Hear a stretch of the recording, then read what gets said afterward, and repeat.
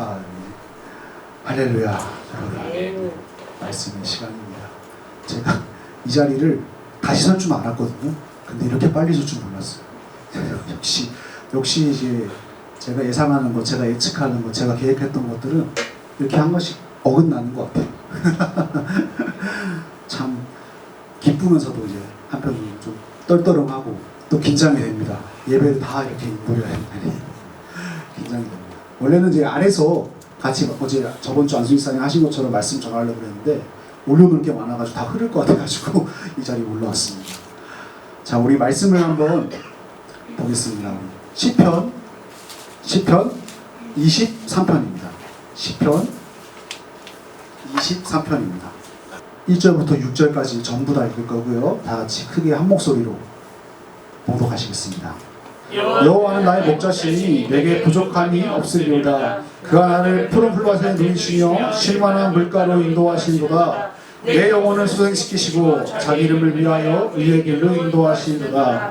내가 사망의 심한 골짜기로 다닐지라도 배를 두려워하지 않을 것은 주께서 나와 함께 하심이라. 주의 지팡이와 막대기가 나를 안위하시나이다. 주께서 내 원수의 목전에서 내게 상을 차려주시고 기름을 내 머리에 부으셨으니 내 잔이 넘치나이다.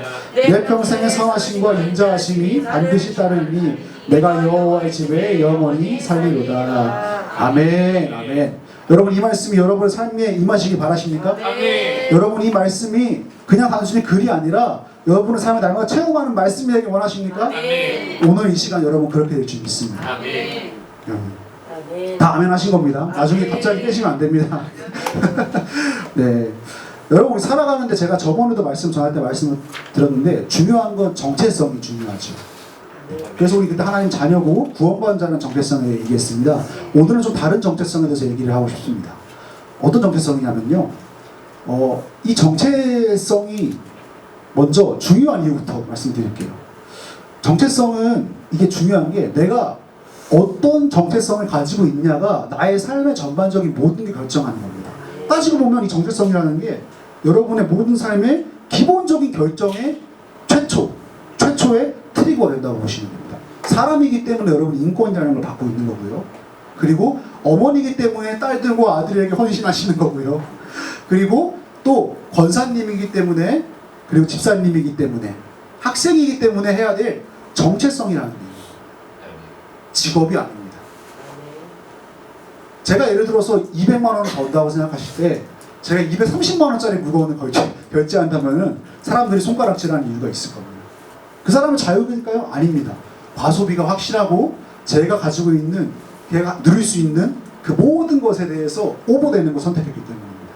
이처럼 다른 이유로 설명했지만 정체성이라는 거를 우리가 잘 확립하지 않으면은 가끔 주제가 넘고 분수를 모르는 행동들을 할 때가 있다는 겁니다. 그래서 이것을 파악하는 게 중요한데, 오늘 제목이 우리는 누구인가? 라는 데서 내가 질문을 답을 드리려고 합니다.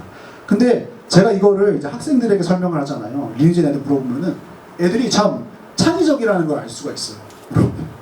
저는 시설부장이에요. 저는 뭐 누구누구요.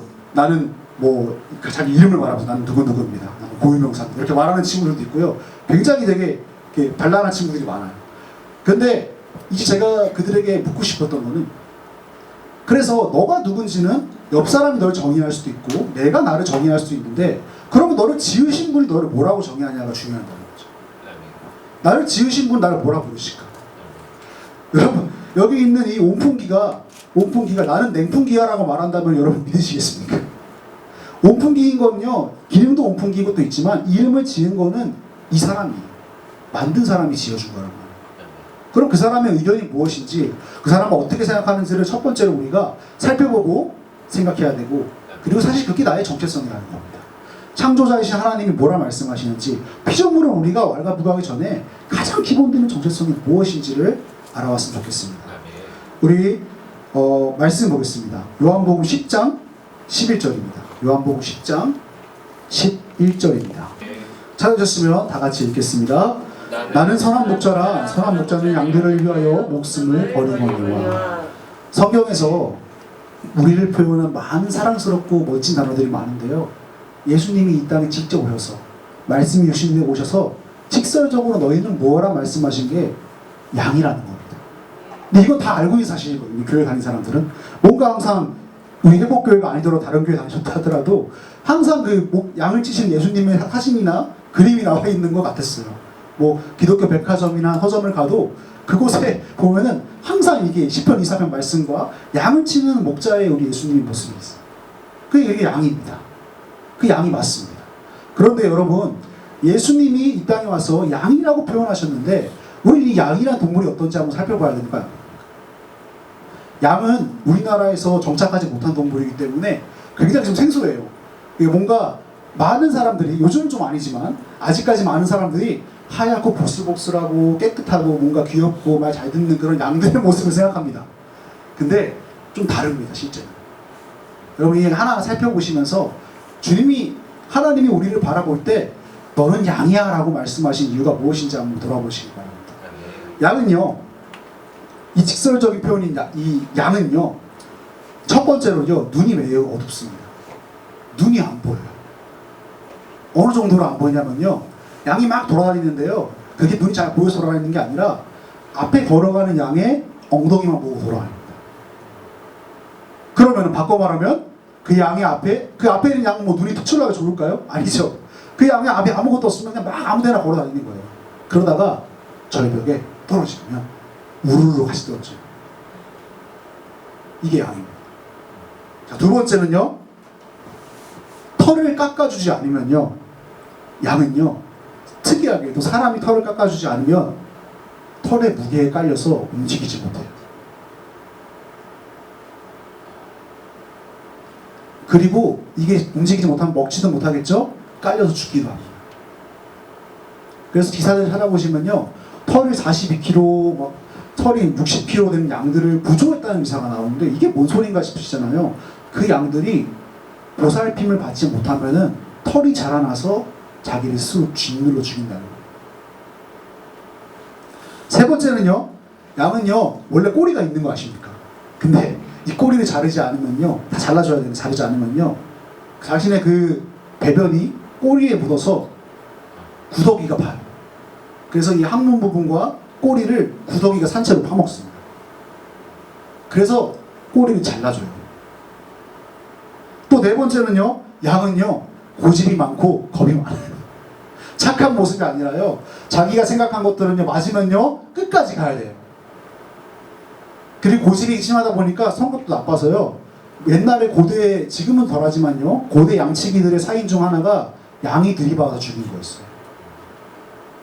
근데 겁은 또 굉장히 많아요. 참 이상한 동물이지. 겁이 많아서 잘 행동하지 못해요. 다섯 번째는요, 양은요, 풀을 먹을 때요, 이 풀을 뿌리까지 뽑아 먹습니다.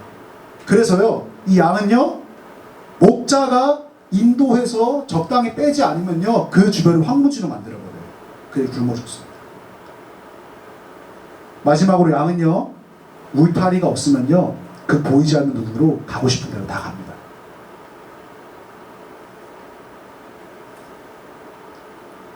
근데 주님이 말씀하신 이 이스라엘의 목축 환경에서 이 양이 가고 싶은 대로 간다는 게 야생양도 있잖아요가 있는데 가축인 양들이 포함되는 예예요.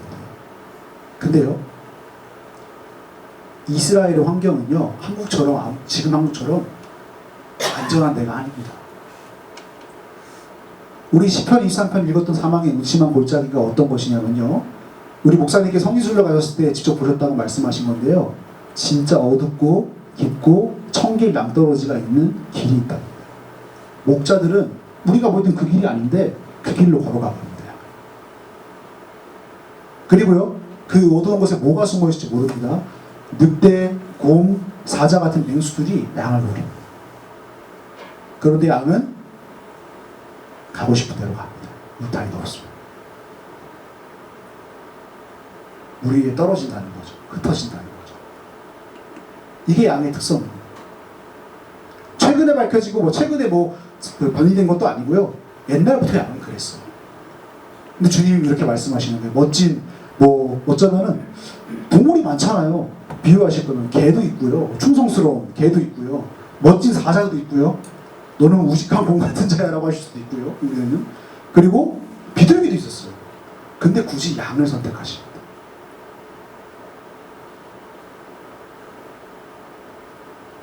하나님이 볼 때 우리는 양이라는 거. 근데요, 이 양이, 가축인 양이 이 척박한 환경에서, 그리고 이 떨어지는 스펙과 자신의 기본적인 이 결함들을 극복하고 살아날 수 있는 유일한 방법이 있는데요. 우리 요한복음 10장 3절에서 5절 한번 읽어보겠습니다. 10절 바로 2절 3절에서 5절 읽겠습니다. 다 같이 읽겠습니다. 문지기는 그를 위하여 문을 열고 양은 그의 음성을 듣나니 그는 그가 자기의 양의 이름을 불러 각각 인도하여 내느니라. 자기 양은 다 내놓은 후에 앞서가는 양들이 그 음성을 아는 고로 따라오되 타인의 음성을 알지 못하는 고로 타인을 따르지 아니하고 도리어 도망하느니라. 아멘. 근데요, 이 양들은요, 목자의 음성을 기가 막히게 알아낸다. 그리고 더 나아가서요, 목자의 얼굴을 기억합니다. 이거 굉장한 겁니다. 우리는 동양인과 저희가 동양인이죠.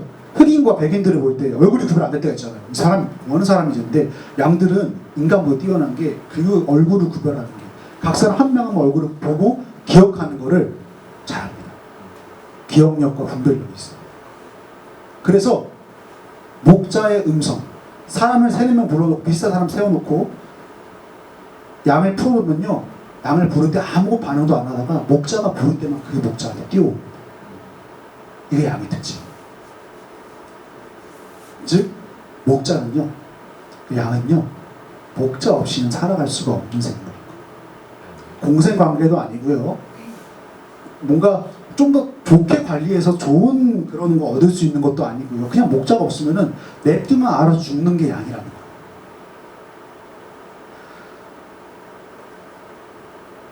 이 양을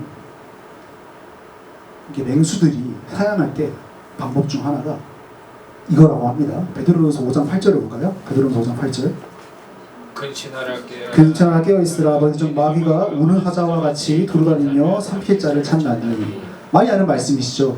여러분, 사자가 사냥할 때요, 그리고 동물이 사냥할 때 어떻게 사냥하냐면요, 비단 양에게 포함된 것뿐만 아니라 소 사냥할 때도 어떻게 사냥하냐면요, 울음소리를 낸다고 해요. 그냥 허공에다가 크게 짖는데요, 그 무리 앞에서. 그러면요, 벌벌벌 떨면서 도망가다가 뒤처지는 애가 있거나, 혹은 그 물소리 듣고 나는 살 거야 하고 뛰어가는 그런 양이나 소를 잡아먹는다고 합니다. 그래서 우는 사자와 같이 삼키기를 찾는다고 하는 거예요. 그런데 양의 무리가 살 수 있는 방법은 뭐라고요? 목자의 음성을 기억하고 목자를 따라가는 거라죠. 도망가지 않습니다. 목자의 음성을 가만히 있는 거예요. 우리는 살아갈 때 참 이런 경험이 많은 것 같아요. 주변에 벌어지는 일, 그리고 주변에 나에게 어려워지는 어려움과 탈출구가 없을 것 같은 모든 것들을 보면서 그 울음소리에 겁을 먹고 뒤에 겁먹고 뛰어쳐나가기도 합니다. 근데 우리가 집중해야 될 거는 목자의 음성입니다. 지금 내가 어디 있는지, 나를 보호할 때가 어딘지를 우리가 알고 파악하는 게 중요하다는 겁니다. 다시 시편 23편 넘어가서요, 이 다윗의 고백을, 이 양이 어떤 존재인지를 알고 보면은 조금 새롭습니다. 이 다윗이 이 시편 23편을 쓸 때를 좀 알고 싶습니다. 근데 좀 이게 보통 그냥 아무렇게 나온 노래가 찬양이 아니라는 걸 알 수 있는 게 무엇이냐면요, 여러분, 다윗은요, 어릴 때 목동이었잖아요. 목자였잖아요. 그러면은 양의 입장에서 이걸 쓰는 게 좋았을까요? 아니면 목자 입장에서 쓰는 게 좋았을까요? 목자 입장. 자연스럽게 나오는 건 목자가 나올 겁니다. 우리가 경험한 것들, 생각한 것들이 나올 건데, 다윗은 목자였기 때문에 봤던, 자기가 돌보았던 양을 보고 이 시를 쓴 겁니다. 굉장히 아름다워 보이죠? 푸른 풀밭에 누이시고 실만한 물가를 인도하는데, 아주 멋진 그런 그 푸른 등판에서 우리 그림들처럼 목자의 예수님께서 양을 인도하고 사랑스럽게 만져주시고 안아주시는 그런 모습이 떠올라야 하는데요, 이스라엘 환경은 사실 그런 게 아닙니다. 풀이 우렇게 나 있는 게 아니라요, 듬성 나 있어서요, 여기 먹으면 빨리 이동해야 돼요. 말리기 전에. 광야 같은 곳이라. 그리고 이 다윗이 이 시편을 썼을 때가 언제라면요, 바로 압살롬이 반역을 해서 자기 사랑하는 자기 아들이 자기를 죽이려고 쫓아오는 상황에서 고백한 게 10분 23편입니다. 여러분 굉장히 배부르고 등 따스할 때 이 고백이 나온 게 아니라는 거예요. 아까 아멘 하신 분들은 아셔야 돼요. 궁지에 몰리고 원수가 쫓아오고 내가 죽기 직전 상황까지 몰렸을 때 고백한 게 10편 23편입니다.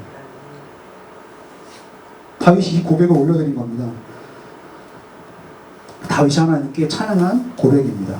1절 읽겠습니다. 시작. 여호와는 나의 목자시니 내게 부족함이 없으리로다. 부족함을 노력하기 전에 다 뺏기고 죽기 직전의 상황인 거죠. 2절 읽겠습니다. 그가 나를 푸른 풀밭에 누이시며 쉴만한 물가로 인도하시는도다. 쉴 곳도 안전한 곳도 없는 상황에서 나온 고백입니다. 3절 읽겠습니다. 내 영혼을 소생시키시고 자기 이름을 위하여 의의 길로 인도하시는도다. 그러나 주님이 이 상황을 역전시키시고 날 소생시키시고 주님이 보시기에 선한 의의 길로 인도하실 거라는 고백을 한 겁니다. 4절 읽겠습니다. 내가 사망의 음침한 골짜기를 가낼지라도 해를 두려워하지 않을 것은 주께서 나와 함께 하시니라. 주의 지팡이와 막대기가 나를 안위하시나이다.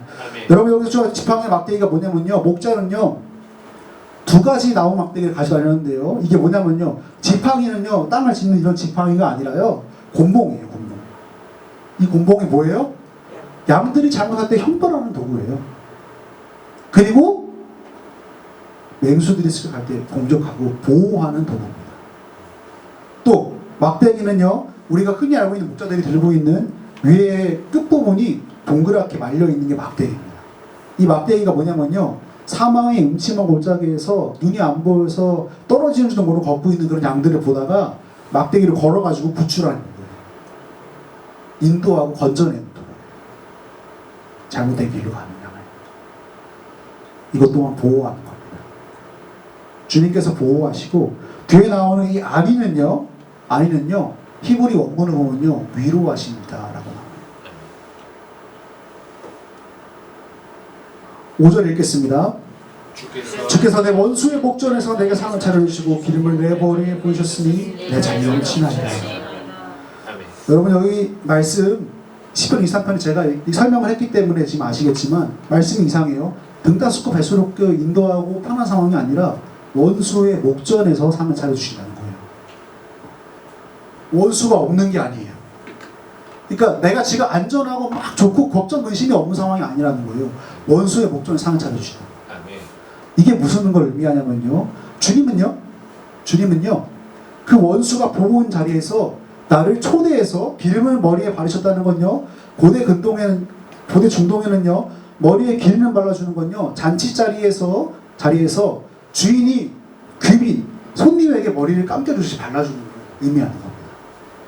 즉 원수가 나를 바라보는데 주님이 나를 초대하셔서 잔치상에 초대하셔서 나를 손님으로 대우해주십니다 라고, 나를 높여주십니다 라는 고백입니다. 즉 이 죽을 수밖에 없는 상황, 이 말려든 상황에서 스스로 잔치가 되시는 주님을 표현한 겁니다. 그리고 다윗은 마지막에 고백합니다. 저는 시편 23편이 여호와는 나의 목자시니 내게 나를 쉴만한 물가로 인도하시는다가 끝이, 이게 하이라이트가 아니라요 마지막 6절이라고 생각합니다. 6절 다 같이 읽겠습니다. 시작. 선하심과 인자하심이 반드시 나를 따르니 내가 여호와의 집에 영원히 살리로다. 아멘. 이게 원수의 목전에서, 원수가 필요 없어도 되거든요. 원수의 목전에서 앉혀준 이유가 뭐냐면요, 바로 이 6절이에요. 6절이 시편 23편의 비밀입니다. 왜냐면요, 여호와를 찬양하게 하려는 함이에요. 원수가 보는 거예요. 네가 나를 그렇게 했고, 네가 나를 참소하고, 네가 나를 공격하지만 주님이 나를 초대하셔서 나를 이끄시고 나를 역전시키고 나를 사랑하시고 구원하시는 분이시라고 찬양하게 하려는 거예요. 그 찬송 소리를 누가 듣게 해요? 주님도 듣지만 그 자리에 있는 원수도 듣게 하려는 거예요. 이게 시편 23편의 고백입니다. 여러분 이 다윗 같은 상황이 얼마나 끔찍한 상황입니까? 23편의 말씀이 여러분에게 임하시기 바란다고 아멘 하신 분들은요, 아무리 끔찍하고 어려운 상황에도 23편의 고백을 기억하시면서 그 은혜를 누리시기 바랍니다. 이게 왜 가능한 거예요? 이 고백이 왜 가능해요? 우리는 양이니까. 답 없어 보이는 이 상황이 내가 인도하고 내가 헤쳐나갈 게 아니라 주님의 인도하심이니까. 근데 이걸 누구나 다 알고 있습니다. 주님이 인도하시겠지요. 아, 주님이 하셨습니다. 양이 주님이 맞아, 주님이 원하는 대로 해야지. 근데 우리가 너무 당연하게 오류를 범하고 있는 게 다 알고 있는 사실인데 다 안 해요. 내 삶은 주님의 것이죠 하는데 드리는 사람이 없습니다. 나는 주님의 양입니다 고백하는데 목자의 음성을 듣지 않고 내 눈에 보기 좋아 보이는 걸 따라갑니다. 내 생각에는 이 대학이 맞으니까요. 내 생각에는 이 직장이 맞으니까요. 내 생각에는 이렇게 하는 게 더 맞으니까요. 나 이전에 신앙생활하면서 경험했던 거 다 통틀어서 이게 맞으니까요. 목자는 뭐라고 하시는지를 모르는 거예요. 관심이 없는 거예요. 양들이 참 고집스럽다고 말했잖아요. 이 고집스러움이 어떤 고집이냐면요, 자기가 생각할 때 맞으면 죽어도 맞는 거예요. 자기가 경험한 게 맞으니까 죽어도 그 경험은 틀리지 않아요. 내가 볼 때 이 사람은 이래, 내가 볼 때 이건 이래, 이건 저래, 저거 저래, 이런 것들을 바꾸지 않는 거예요. 목잡기 여쭙지 않는 거예요. 지난번엔 그 길로 갔을 수도 있죠. 근데 목자가 이번엔 그 길이 아니야 하면은 돌아서야 되는 거예요. 아멘.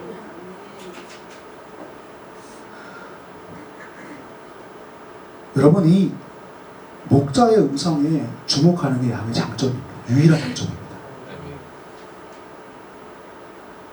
그 목자의 음성이 말씀을 여러분 깊이 탐구하고 생각하셔야 됩니다. 제가 주님의 나아가는데 참 이게 답답하더라고요. 심장이 아프니까 답답함이 오는데 이전에 뭔가 다르고요. 이전에 컨디션과 다르고요. 쉽게 지치고 빨리 아픕니다. 그리고 또 달라요. 내 몸이 아닌 것 같아요. 다른 사람 몸을 빌려 쓰고 있는 것 같은 느낌이 적응하고 있는 과정인데, 그때 주님이 저한테 보여주신 게 육체를 신뢰하고 있음을 보여요. 그리고 양인 주제에 경거망동하게 하나님, 내가 4시간 잠을 사역했잖아요. 하나님, 내가 20대 드렸잖아요. 하나님, 내가 주님 다 드린다고 주님 거 하고 있잖아요. 돈도 드리고 내 있는 것도 다 드렸잖아요.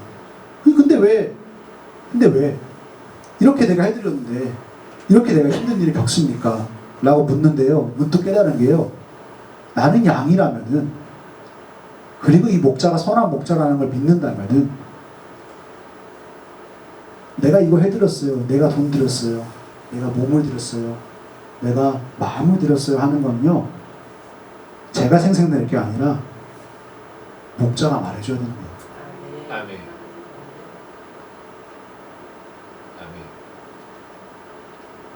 우리가 조금 안다고 생각하는 그 순간이 우리 신앙의 고비입니다. 아멘. 우리가 조금 좀 파악하고 조금 오래 했다, 자신 있다 생각하는 때가 고비입니다. 눈이 어둡기 때문에, 털을 깎았는지 안 깎았는지 모르기 때문에 시기를 그렇습니다. 아까 말씀드리지 않은 게 있는데요, 겨울에는 목자가 양의 털을 깎아주지 않으면, 아예 홀딱 벗기지 않으면 양이 죽는답니다. 왜냐면 양들이 서로 몸을 부대끼질 않는데요, 서로 몸을 비비지 않는데요, 아무리 추워도. 그래서 목자들이 양들이 꽉 덮고 있는 이 털을 빡빡 밀어버렸어요. 아니면은 얼어 죽는답니다. 빡빡 밀면 양들이 서로 몸을 부대끼면서 체온을 나누면서 산답니다. 우리가 가지고 있는 것, 우리가 드릴 수 있는 것, 그것을 버려야 될 때가 있는데, 목자께 드려야 될 때가 있는데, 꽉 쥐고 있는 게 없는지 돌아보시기 바랍니다. 성경에는요, 이 많은 인물들이 있고 좀 잘못된 선택을 한 분들도 많죠. 근데 대표적으로 스스로가 목자가 돼서 움직이던 사람이 있었습니다. 창세기 13장 10절에서 11절 보겠습니다. 창세기 13장 10절에서 11절입니다. 대표적으로 자기가 목자처럼 생각하고 움직였던 사람입니다. 자, 다 같이 읽겠습니다. 시작. 이에 롯이 눈을 들어 요단 지역을 바라본즉 소알까지 온 땅의 물이 넉넉하니 여호와께서 소돔과 고모라를 멸하시기 전이었으므로 여호와의 동산 같고 애굽 땅과 같았더라. 그러므로 롯이 요단 온 지역을 택하고 동으로 옮기니 그들이 서로 떠난지라. 아멘. 13절 한번 읽어볼까요? 소돔은 여호와 앞에 악하며 큰 죄인이었더라. 눈이 어두워진 롯은 스스로 목자인 척, 실제로 목자의 관점에서 그 땅을 바라봤다가 소돔으로 향하고 말았습니다. 또 성경에 잘못된 양의 예시가 있습니다. 우리 출애굽기 15장 24절 보겠습니다. 출애굽기 15장 24절입니다. 다 같이 읽겠습니다. 백성이 모세에게 원망하여 이르되 우리가 무엇을 마실까 하며 16장 2절도 읽겠습니다. 이스라엘 자손 온 회중이 그 광야에서 모세와 아론을 원망하여. 이거는 모세와 아론 한 사람 보이는 이 인격체들한테 뭐라 한 게 아니라 그들을 세우신 하나님, 그리고 지금 실시간으로 불기둥과 구름기둥으로 인도하시는 하나님을 향해 원망한 겁니다.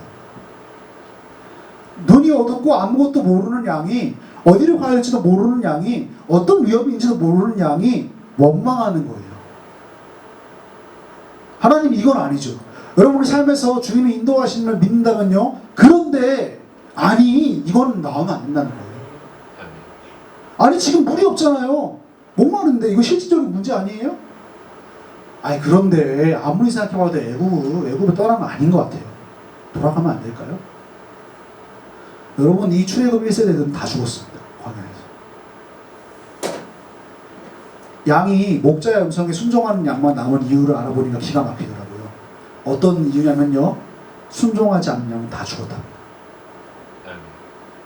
그래서 순종하는 양만 남는답니다. 우리 여러분은 다윗 같은 양이 되고 싶으십니까? 아니면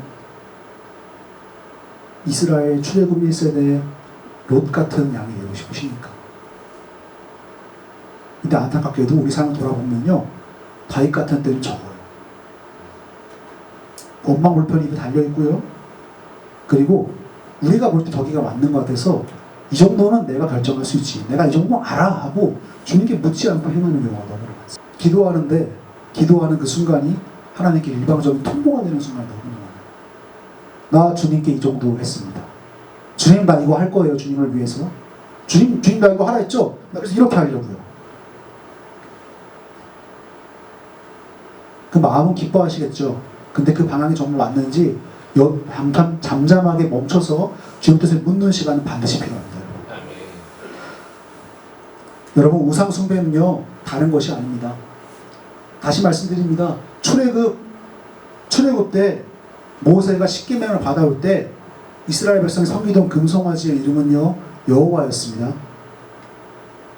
그 이름이 여호와였어요. 우리가 섬길 신을 만들게 하다가 이스라엘이 그 놀라운 기적을 본 다음에 다른 신을 섬겨야지가 아니라 우리가 섬길 신이 어떻게 되는지 문제가 없으니까 네가 알려줘 해가지고 아론을 통해서 만든 게 여호와예요. 금송아지가. 하나님 진노하시죠. 왠지 아십니까? 그 우상 숭배요, 하나님이 조각을 이스라엘 백성 조각을 좀 못생기게 만들어서 감히 하나님을 송아지 따위와 비교해서 아니라요, 이스라엘 백성의 마음이 뭐였냐면요, 우상 숭배는 내게 일어났으면 좋겠는 일을 바라면서 비는 게 우상 숭배예요. 우상 숭배는 내가 일어났으면 좋겠는 일, 내가 이거 참 기쁠 것 같은 그런 일들을 나의 주체가 내가 돼서 나의 것을 맞춰서 성경을 끼워 맞춰 해석하고 말씀을 끼워 맞춰 해석하고 그렇게 원한다고 기도만 드리는 것, 그게 우상숭배예요. 멀지 않습니다. 우리가 목자의 음성을 놓치는 그 순간이 우상숭배하기 딱 좋은 때입니다. 여러분 인생 결정과 길을 걸어갈 때에 목자에게서 묻는 건요 오히려 유유부단한 게 아니라 현명한 태도라는 거예요.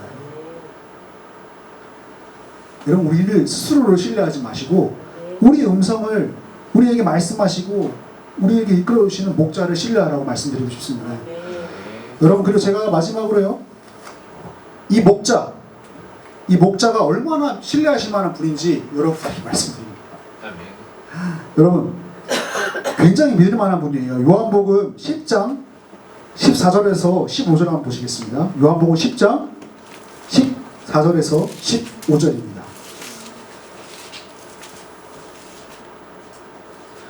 찾으셨으면 다 같이 읽겠습니다. 나는 선한 목자라. 나는 내 양을 알고 양도 나를 아는 것이 아버지께서 나를 아시고 내가 아버지를 아는 것 같으니 나는 양을 위하여 목숨을 버리노라. 아멘. 이 목자가 얼마나 믿을 만한 분이냐면요, 자기 양들을 위해 목숨을 버립니다. 목숨을 버립니다. 이거 굉장한 일이에요.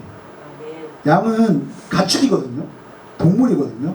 근데 목자가 자기 양을 지키려고 목숨을 내놓는 걸 말씀하시는 거예요. 이게 참 수지가 안 맞잖아요. 당장 우리가 소를 키우는데 소가 죽을 위기에 대해서 사람 대신 죽었다 하면은 손가락질 할 거 아닙니까? 왜 그렇게 했나? 소는 또 사면 되는데, 기르면 되는데. 앞에 나오는 사꾼은 그런 의미에서 보면 굉장히 좀 이성적인 사람이에요. 합리적이고. 늑대나 곰이나 사자가 양 잡아먹으러 오면은 양을 두고 도망간다는 겁니다. 어쩌면 현대사회에는 이게 맞는 걸 수도 있어요. 근데 예수님 보시면 다르다. 비유를 양으로 했지만 이 양들은 포기할 수 없었어요. 이 양들을 내려놓을 수가 없는 게 주님이었다는 거예요. 여러분이 그 양들, 여러분의 목자가 그 예수님입니다. 그래서 실제로 목숨을 버리셨지요. 십자가의 사건을 통해서. 근데 많은 분들이 안타깝게도 나는 죄가 많기 때문에, 나는 주님 말씀 잘 안 들었기 때문에, 나는 목자의 음성이 잘 들리지 않기 때문에 라는 가진 이유 되면서 주님을 멀리합니다. 근데 여러분 아셔야 될 게 있어요. 십자가의 메시지가요, 내가 죄 사했다, 야 다 했다, 이제 다시 죄 짓지 마 라는 메시지가 아니었어요. 만약 성경이 그런 메시지였다면 우리가 좀 많이 가혹했을 겁니다. 여러분 그런 메시지가 아니라요, 십자가의 메시지는 말씀하시는 건요, 이제 나와 함께 동행하잖아요. 주님이 여러분의 죄를 사하셨으니 나와 함께 이제 동행하자. 이 동행이 또 내가 갈 길을 막 제시하고 의견 제시하는 그런 입장이에요? 아니죠. 목자된 주님을 따라가는 그 주님의 뒤만 바라보고 가도 좋은 양의 입장에서 말하는 겁니다. 여러분 기뻐하십시오. 뭘 기뻐하냐면요, 우리는요 원래 손이 많이 간다는 거예요. 주님이 십자가를 굳이 지고 돌아가신 이유도, 그리고 돌아가신 이후에도 다른 번에들이 제사를 통해 우리 죄를 사해 주시는 이유도, 우리 털을 계속 깎아주시는 이유도, 눈이 안 보여서 답답하고 무서워하는 우리를 이끌어가는 이유도, 버려내야 될 거, 잘라내야 될 거를 잘라내지 못하고 있을 때 잘라주시는 이유도, 우리는 손이 많이 갑니다. 우리는 그런 양입니다. 하나님 앞에서 여러분 힘을 빼십시오. 힘을 빼고 주님 앞에서 인도함 받고 인치심 받는 양이 되십시오. 순전한 마음으로 그 주님과 친밀한 동행자가 되시고 주님과 함께 이 길을 걸어가는 여러분이 되시기를 축복합니다.